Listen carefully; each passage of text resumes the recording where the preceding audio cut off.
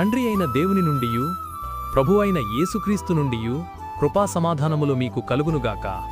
ఈరోజు దేవుడు తన పరిశుద్ధ గ్రంథములో నుండి మనకు అనుగ్రహించిన నేటి దేవుని వాగ్దానము ప్రకటన గ్రంథము 3వ అధ్యాయము 21వ వచనం.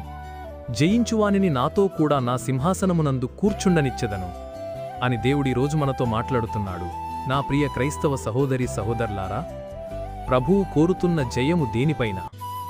లోకముపైన, లేక లోకములోనున్న మనుషులపైన, లేదా వేరొక దేశంపైన? దేవుడు తెలియజేస్తున్నాడు, మనము పోరాడుచున్నది లోకపు మనుషులతో కాదుగాని మనలో ఉండి మనలను శరీర ఇచ్చల వైపు ఈడుస్తున్న పాపపు మనిషిపైన. మనము పోరాడుచున్నది మన సొంత శరీరముతోనే. అటువంటి శరీర ఇచ్చలపైన విజయము నీకున్నదా?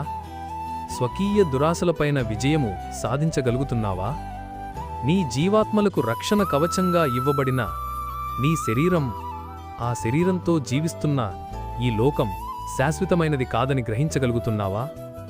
నీలో ఉన్న శరీరాశ, నేత్రాశ, జీవపు డంభము అనే ఈ లక్షణాలను జయించగలుగుతున్నావా?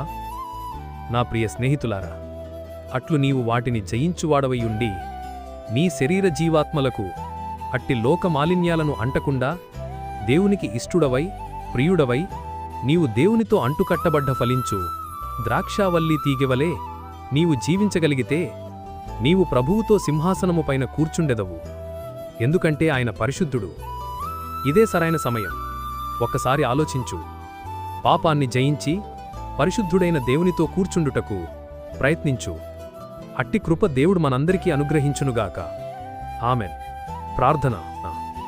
మహాపరిశుద్ధుడవైన మా దేవా, దయగల మా తండ్రి, నేడు మీరు మాకు అనుగ్రహించిన ఇట్టి వాగ్దానాన్ని బట్టి ముందుగా మీకు వేలాదిగా స్తోత్రములు చెల్లిస్తున్నాను. గడిచిన ఉదయకాలము మొదలుకొని నేటి ఈ ఉదయకాలం వరకు నీ కృపలో మమ్మును ఇంతవరకు కాచి కాపాడినందుకై, మమ్ములను ఇంతవరకు సజీవుల లెక్కలో ఉంచినందుకై వేలాది స్తోత్రములు చెల్లిస్తున్నాను. ఈరోజు మేము చెయ్యబోతున్న పనులన్నింటిలోనూ, మా రాకపోకల్లోనూ మీరు మాకు తోడుగా ఉండండి. ప్రతి విధమైన దుష్టు నిబంధకాల నుండి మమ్ములను విడిపించండి. ప్రతి విధమైన వ్యాధి, బాధ, బలహీనతల నుండి విడిపించి సంపూర్ణ స్వస్థత అనుగ్రహించమని ప్రార్థిస్తున్నాను. ప్రతి ఒక్కరి కుటుంబాల్లో ఆర్థిక ఇబ్బందుల నుండి లేవనెత్తి క్షేమాభివృద్ధిని దయచేయమని నజరేయుడైన యేసయ్య నామంలో ప్రార్థించి వేడుకొనుచున్నాను, పరలోక పరమతండ్రి. ఆమేన్.